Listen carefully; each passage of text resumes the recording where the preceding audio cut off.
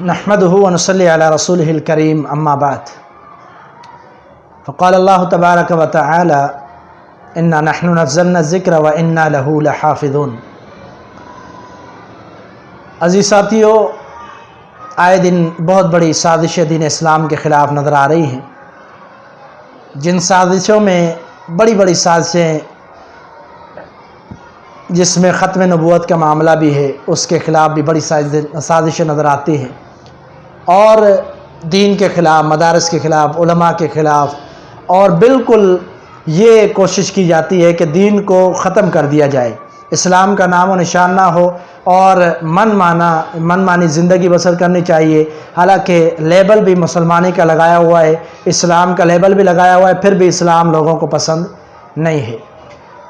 तो मैं जो बात करने लगा हूँ इंतहाई अहम है, जो दीन इस्लाम के ख़िलाफ़, अल्लाह के कलाम कुरान मजीद के ख़िलाफ़ बहुत बड़ा प्रोपेगंडा जो ज़ाहिर किया गया, उसके ख़िलाफ़ आवाज़ भी उठाई गई, लेकिन कोई कदम नहीं उठाया गया।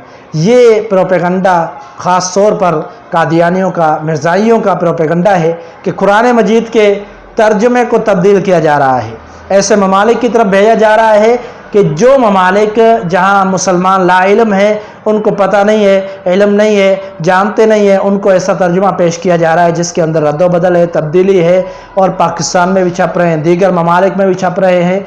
इसके खिलाफ मीडिया पर आवाज़ उठाई गई, फिर भी कोई रद्द अमल नज़र नहीं आया। कि 2021 से ये मामला चल रहा है, तो ये केस कब हुआ, क्यों हुआ, और अब है कि अब तक ये पहुँचा कहाँ पर है?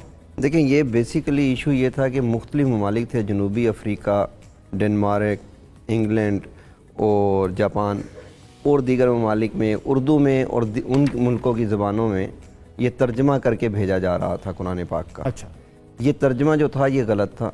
यहाँ पर छपता पाकिस्तान से ये तर्जमा छप रहा था, पाकिस्तान से ये तर्जमा अपलोड हो रहा था और उन ममालिक के जो मुसलमान थे उनको ये तर्जमा दिया जा रहा था। अच्छा, जो इसको करेक्ट तर्जमा समझकर पढ़ रहे थे, ठीक है, और इसको कुरान पाक समझ कर रहे थे। अब मिसाल के तौर पे आपने स्क्रीन पे ये इमेज जो लगाया, सूरह बकरा का पहला चंद आयात हैं, वहाँ पे एक फ़िक्रा है, आयत का हिस्सा है, वबिल आखिराती हम यूकिनून, बिल्कुल हम आखिरत पर यकीन रखते हैं। हाँ। अब वहाँ तर्जमा ये हुआ है कि आइंदा आने वाली मऊद बातों पर यकीन रखते हैं। ये मऊद बातें कौन सी हैं? अब जब इसकी तहकीक की गई तो पता चला ये चनाब नगर में छप रहे हैं। चनाब नगर में? चनाब नगर है, चनाब नगर में जी, ठीक, चिनोट के अंदर बड़ा मशहूर जगह है। बिल्कुल बिल्कुल।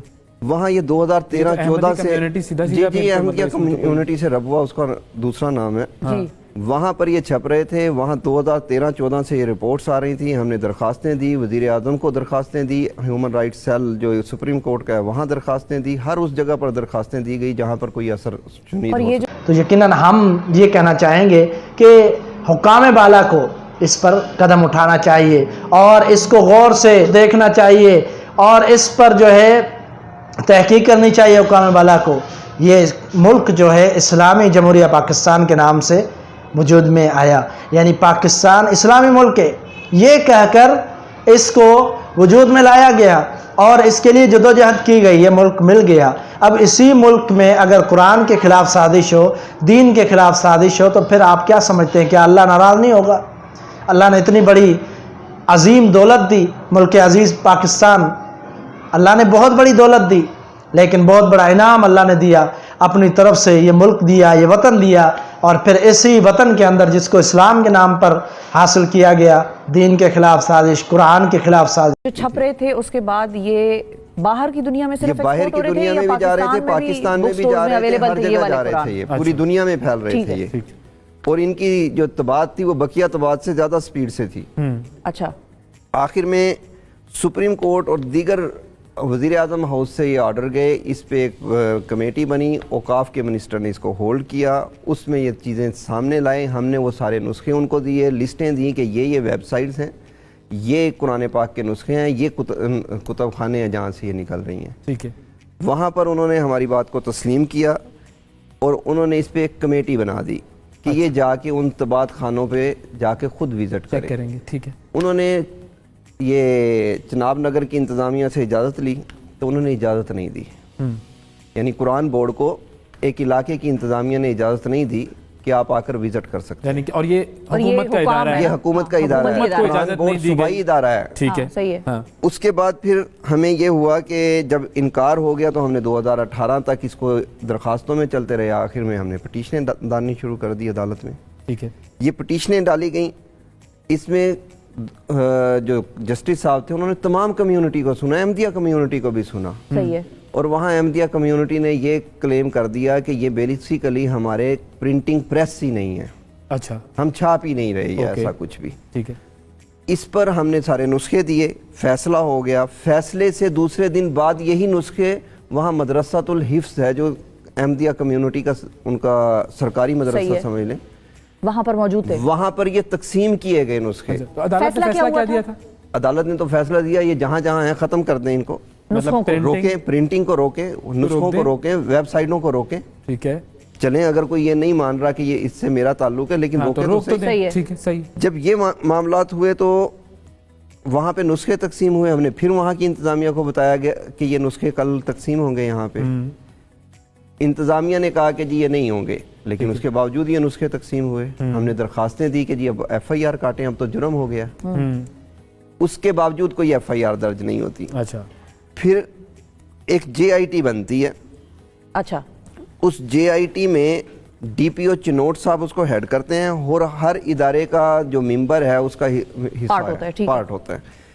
اس کے باوجود وہ رپورٹ یہ آتی ہے کہ ہم جھوٹے ہیں وہ سچے ہیں. آپ لوگ درخواست جی گزار. جی ہم درخواست گزار یہ جھوٹے ہیں. رپورٹ کس نے دی؟ یہ جے آئی جی آئی ٹی ٹی کی نے. رپورٹ. جی آئی ٹی کی رپورٹ. لیکن کائنات کا ایک سلسلہ الگ سے چل رہا ہے. اگلے روز ایف آئی اے ایک آدمی کو گرفتار کر لیتی ہے اسی کمیونٹی کے اسی ایلیگیشن میں. اوکے, اس کا جب موبائل سے فرانزک ہوتی ہے ایف آئی اے کی, اب ایف آئی اے میرا ادارہ نہیں ہے, حکومت کا ہے. ایف آئی اے کی جب فرانزک ہوئی تو پوری لسٹ نکل آئی کہ کون کون چھاپ رہا ہے, کہاں کہاں چھپ رہا ہے, اس کو تیار کون کر رہا ہے, اس کی کاسٹ کون پے کر رہا ہے, یہ جا کہاں پہ رہے ہیں, کن کن ویب سائٹوں سے یہ اپلوڈ ہو رہے ہیں. اچھا. اب ہم پھر ایف آئی آر اس میں آ گئے درخواست میں. اب جیسے یہ انویسٹیگیشن کمپلیٹ ہونے لگی تو میں اوپنلی ایک نام لیتا ہوں, شاہد جاوید ڈی آئی جی صاحب تھے اس ٹائم پہ, انہوں نے اپنا اثر و رسوخ کروا کے اس انویسٹیگیشن کو سپریس کر دیا, رکوا دیا. اچھا, پھر اس کے بعد یہ لے کر جاتے رہے ہم, اور ہمیں وہاں چنوٹ سے بھی شکایتیں آئیں کہ یہاں پہ ٹیمیں چل رہی ہیں کہ وہ کہتے ہیں پرانا ترجمہ دے دیں, پرانا قرآن پاک دے دیں, نیا لے لیں.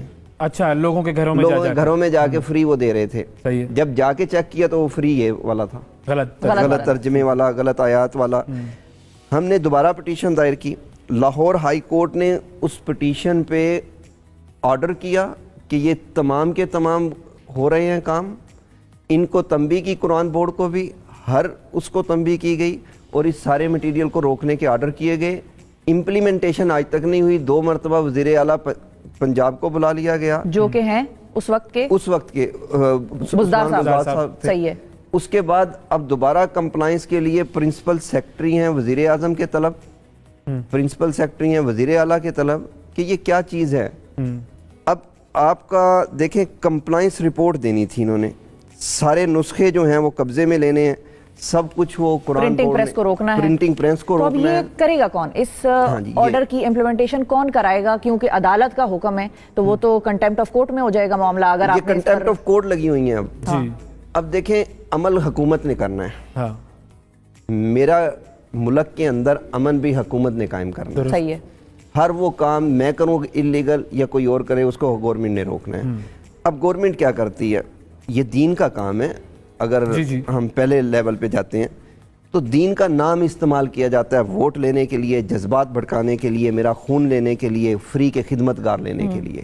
لیکن کام کیا کرتے ہیں یہی سیاستدان جو باہر آپ اور میں سمجھتے ہیں کیا کیا نعرے ہیں, ان کے کیا کیا سلوگن ہیں, اور 2021 میں کون حکمران تھے وہ بھی سب کو پتہ ہے. اللہ تعالیٰ نے فرمایا اِنَّا نَحْنُ نَزَّلْنَا الذِّكْرَ وَإِنَّا لَهُ لَحَافِظُونَ, ہم نے اس قرآن کو نازل کیا, اس کی حفاظت بھی ہم خود کرتے ہیں, ہم نے خود ذمہ داری لی ہے. حالانکہ جو تورات اور زبور ہے, تورات اور زبور انجیل جو پچھلی کتابیں گزر چکی, اللہ نے فرمایا بِمَسْتُحْفِظُ مِن کتاب اللہ, کہا کہ ان کے علماء, ان کے جو بڑے تھے ان کو ذمہ داری تھی کہ وہ حفاظت کرے. لیکن اس میں رد و بدل ہو گیا, کیونکہ انسان کمزور ہے, کتنا بڑا عالم ہو, اس سے غلطی ہو سکتی ہے. یا یہ سمجھے کہ دنیا سے علماء جب اٹھ جائیں, فوت ہو جائیں, تو پھر کیا ہوا, رد و بدل ہو گیا, اس میں تبدیلی کر دی گئی. لیکن اللہ تعالیٰ نے خود ذمہ داری اٹھائی ہے قرآن مجید کی، اس میں کوئی بھی تبدیلی چھپ نہیں سکتی۔ کوئی بھی پروپیگنڈا کرے، تبدیلی کرنے کی کوشش کرے، لیکن یہ چھپ نہیں سکتی، کیونکہ اللہ نے ذمہ داری اٹھائی ہے، اور اللہ تعالیٰ کے ایسے بندے موجود ہیں جو اس کی حفاظت پر مامور ہیں، اور وہ حفاظت کرتے ہیں قرآن مجید کی۔